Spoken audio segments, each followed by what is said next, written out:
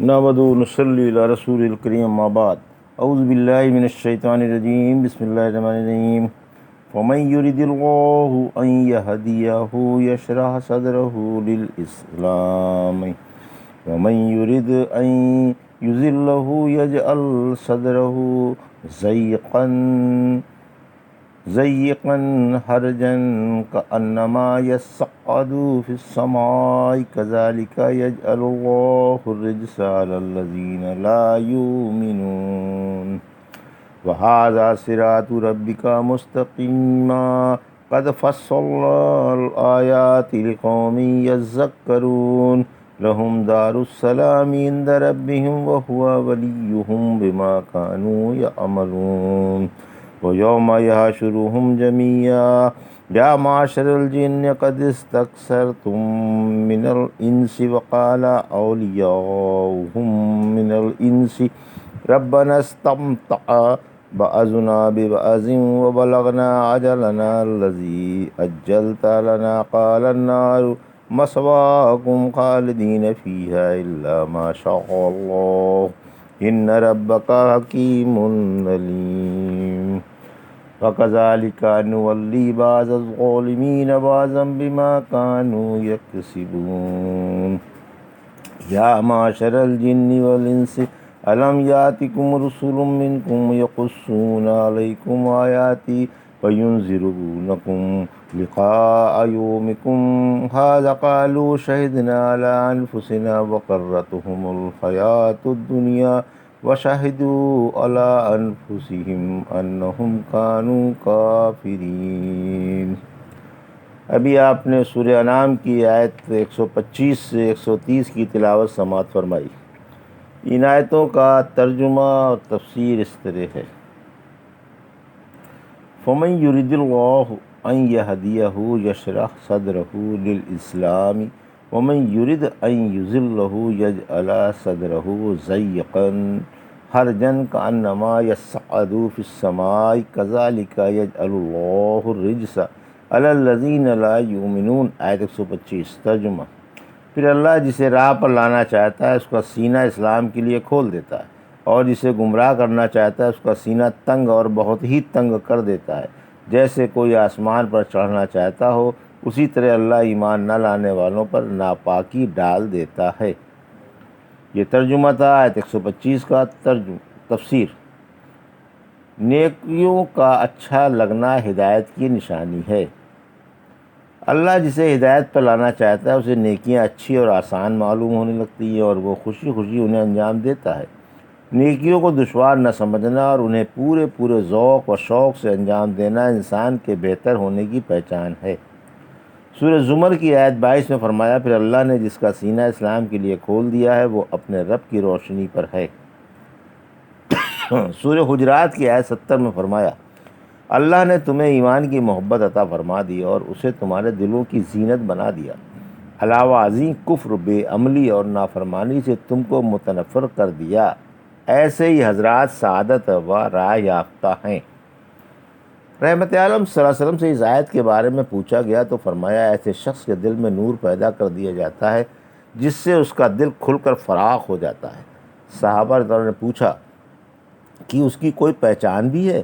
فرمایا: ایسا شخص طالب آخرت ہوتا ہے، دنیا سے دور بھاگتا ہے اور مرنے سے پہلے موت کی تیاریاں کر لیتا ہے۔ پھر فرمایا: اسی طرح اللہ بے ایمانوں پر ناپاکی مسلط فرما دیتا ہے، یعنی جس طرح اللہ گمراہ ہو جانے والے کا دل تنگ اور سخت سمٹا ہوا بنا دیتا ہے، اسی طرح ان پر اور ان کے جیسوں پر شیطان مسلط فرما دیتا ہے جو انہیں گمراہ کرتا رہتا ہے۔ وَهَذَا صِرَاطُ رَبِّكَ مُسْتَقِيمًا قَدْ فَصَّلْنَا الْآيَاتِ لِقَوْمٍ يَذَّكَّرُونَ۔ آیت 126: لَهُمْ دَارُ السَّلَامِ عِندَ رَبِّهِمْ وَهُوَ وَلِيُّهُمْ بِمَا كَانُوا يَعْمَلُونَ۔ آیت 127 ترجمہ: یہ اسلام آپ کے رب کی سیدھی راہ ہے۔ ہم نے یہ آیتیں نصیحت ماننے والوں کے لیے تفصیل سے بیان کر دیں۔ انہی حضرات کے لیے ہے، ان کے عملوں کی وجہ سے ان کے رب کے پاس والا پرامن گھر ہے اور اللہ ان کا دوست ہے۔ یہ ترجمہ تھا آیت 126 اور 27 کا تفسیر۔ آیت 126: انبیاء کی راہ سیدھی اور سچی ہے۔ دین کی سیدھی اور صاف راہ بتائی جا رہی ہے کہ وہ راہ بہترین ہے جس کی نبی دعوت دیتے چلے آئے ہیں۔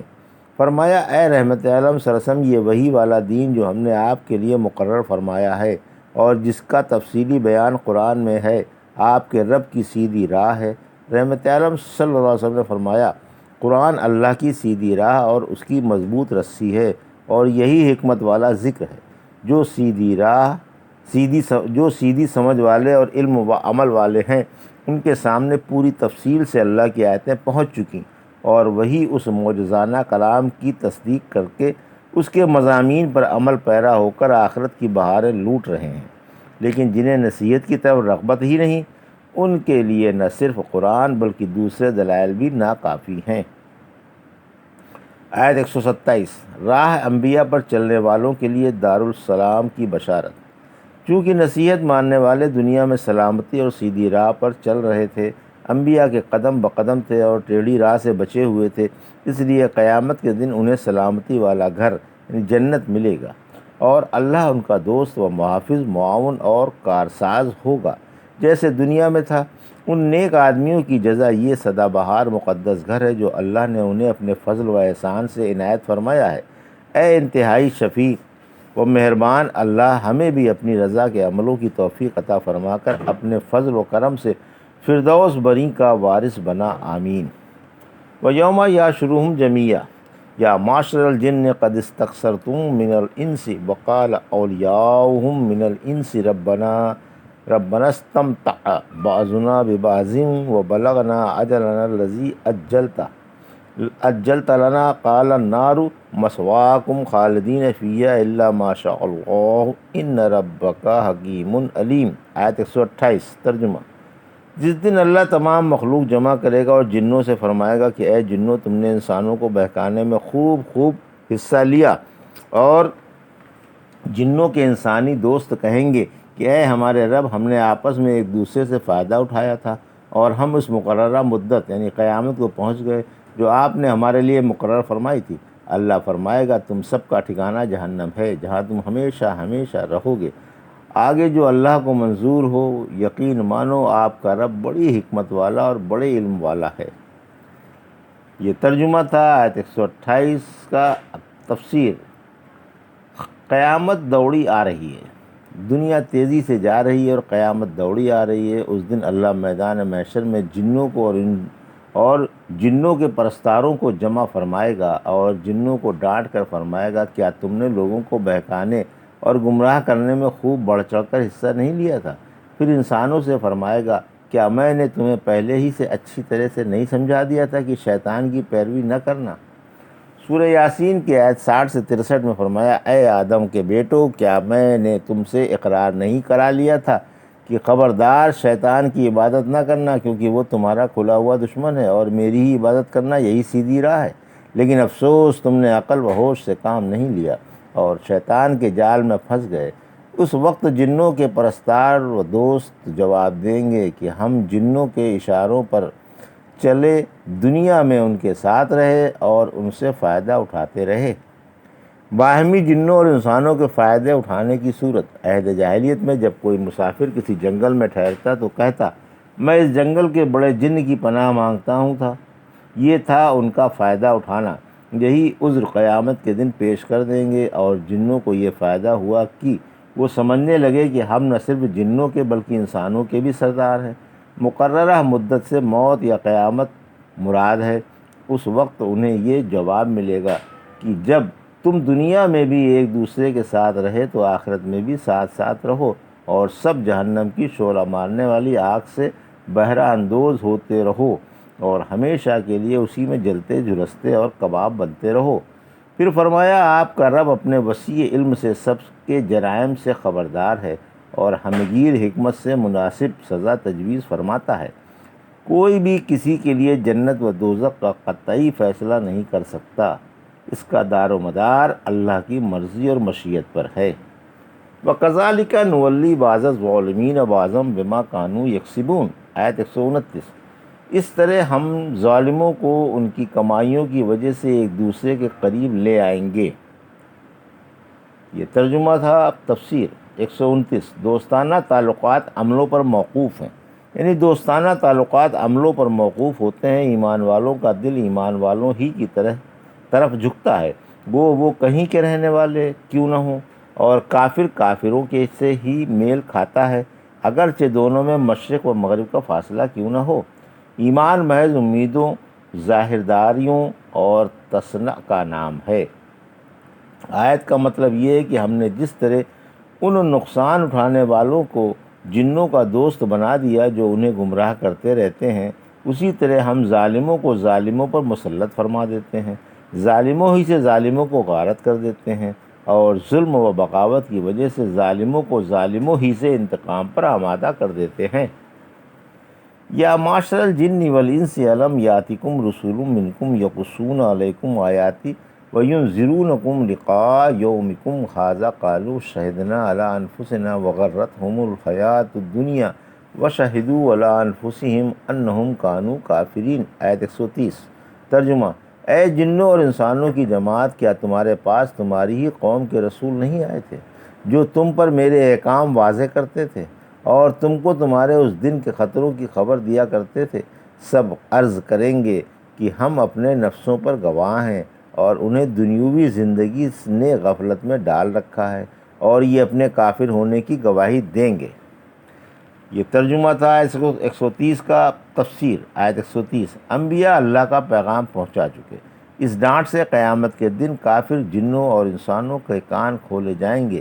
اللہ باوجود جاننے کے کافروں کو ذلیل کرنے کے لیے ان سے پوچھے گا، کیا میرے رسولوں نے تمہیں میرا پیغام نہیں پہنچایا تھا؟